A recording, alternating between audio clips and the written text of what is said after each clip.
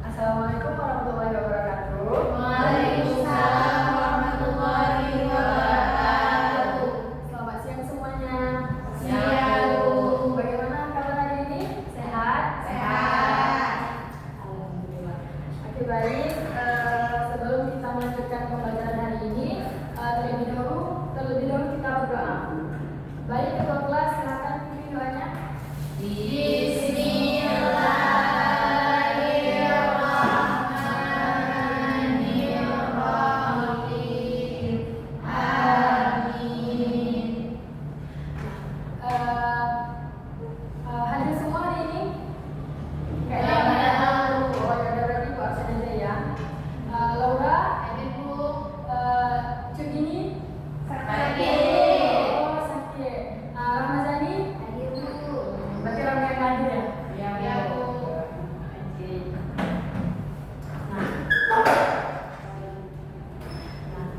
Jadi minggu lalu kita udah belajar materi tentang koloni. Nah, masih ingat nggak pelajaran kita minggu lalu? Masih, Bu. Ya, tentang apa? Pengertian koloid. Iya, betul. Yang lain? Ukuran koloid. Nah, ya. Apa lagi? Contohnya. Oke, betul. Minggu lalu kita udah belajar tentang perbandingan dari ketiga campuran. Ada larutan, koloid, dan Suspensi. Ya, nah jadi dari ketiga jenis campuran tersebut, koloid ini dia memiliki sifat-sifat yang khas dan juga berbeda dari larutan dan suspensi. Nah, contohnya itu seperti sinar matahari pagi yang menembus dedaunan. Pernah lihat? Nah, jadi fenomena itu merupakan salah satu contoh sifat-sifat koloid yang akan kita bahas pada hari ini. Jadi hari ini materi kita masih tentang koloid dan kita akan membahas konsep tentang sifat-sifat koloid.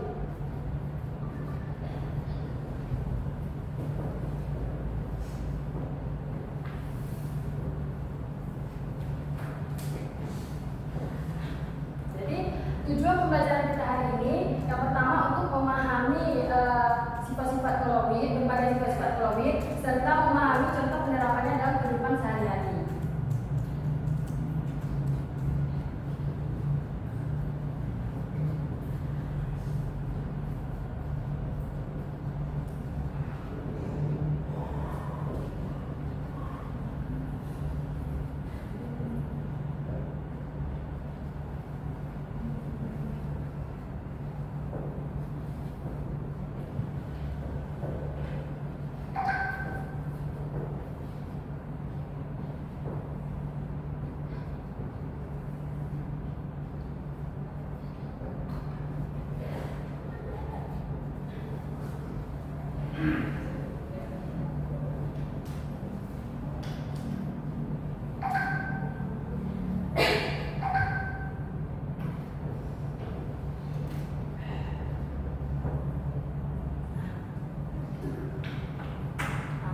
Oke, baik. Jadi kita masuk ke dalam sifat-sifat koloid. Nah, jadi sifat-sifat koloid itu ada banyak. Ada efek tinggal, ada gerak ground, ada absorpsi, koagulasi, dialisis, dan elektroforesis. Nah, jadi yang akan kita bahas hari ini yang pertama itu ada efek tinggal. Pernah dengar efek tinggal itu apa? Nah, oke. Nah, jadi efek tinggal itu dia merupakan peristiwa ketika cahaya dihamburkan oleh partikel-partikel koloid. Nah, akibatnya jalannya cahaya itu akan terlihat menjadi jelas. Nah, contohnya itu seperti saat lampu mobil berkabut. Suara lampu mobil pada malam berkabut. Nah, jadi pernah kan lihat suara lampu mobil pada saat berkabut? Nah, itu suara lampu mobil itu dia terlihat seperti garis lurus putih yang memanjang di udara.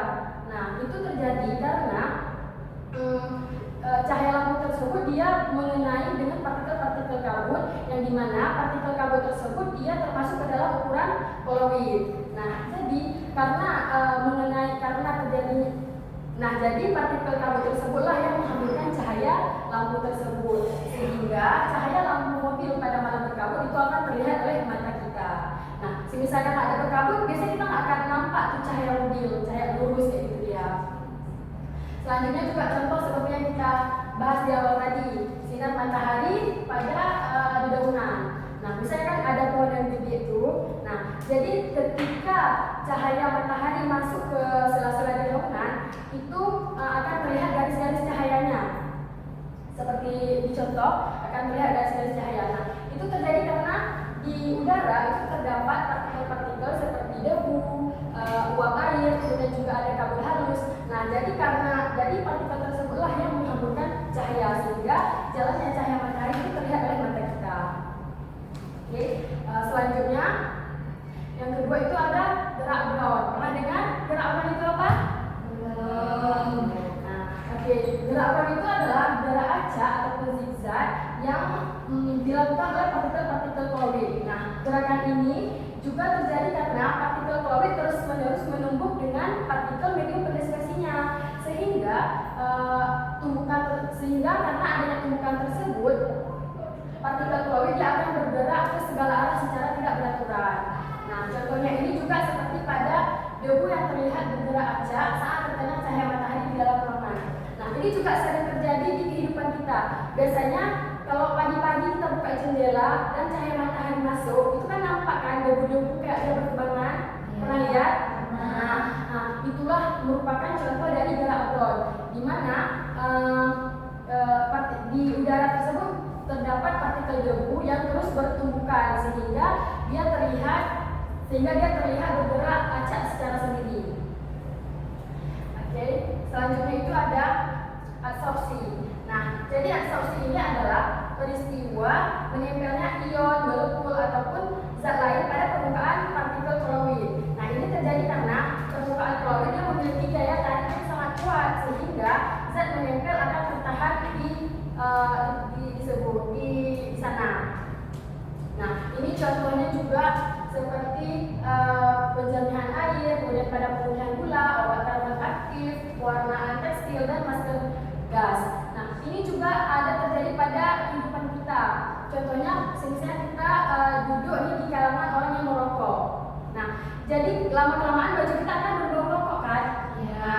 Nah, jadi itu terjadi karena partikel asap tersebut dia akan menempel pada kain baju kita. Nah, itu juga disebut dengan adsorpsi.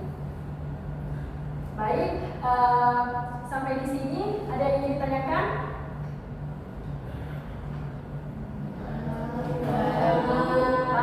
Paham semuanya dengan penjelasan Ibu?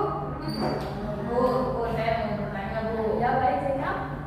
Tadi kan Ibu bilang kalau misalnya partikel asap itu akan menempel di baju. Iya. Kalau baju kan dia harusnya ada ininya kan Bu, apa bolong-bolongnya, Oh, iya. serat. Tapi kalau misalnya kayak gini itu apakah dia bisa teradsorpsi, Bu? Pada ini. Yang permukaannya pada serat. Kayak yang akan tulis misalnya, Bu.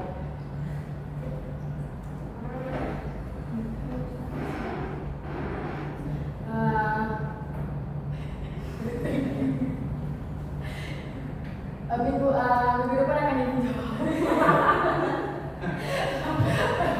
Bukan minggu ya. Iya, Minggu depan Bu. akan dijawab. Nah, Baik.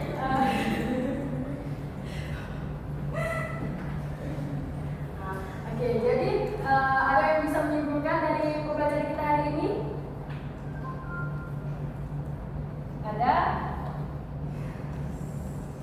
Kesimpulan yang sedikit aja yang kalian ya ingat. Bu, saya Bu. Ya, Zainab. Kalau misalnya kalau itu dia bisa menghamburkan cahaya. Ya betul. Sifat toy itu dia dapat menghamburkan cahaya. Itu termasuk dalam sifat efek. Ya. Yang lain mungkin yang sebelah sini, sorry Pak. Tadi contoh efek Brown ada debu yang kena cahaya. Oh iya betul. Nah itu contoh dari gerak brown.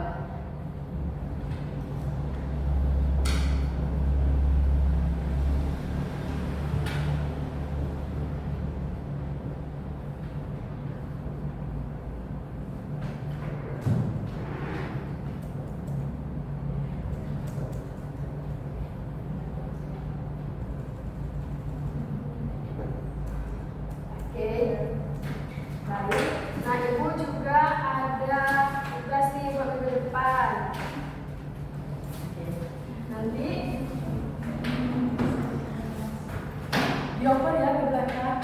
Iya, Ibu. Jadi itu tugas yang untuk ke depan, jangan lupa tulis nama, kelas, dan jawabannya harus ditulis pada kertas tersebut. Oke? Oke. Nah, jadi semoga pembelajaran kita hari ini bermanfaat bagi kita semua dan juga makin membuat kita sadar bahwa kimia itu sangat dekat dengan kehidupan sehari-hari.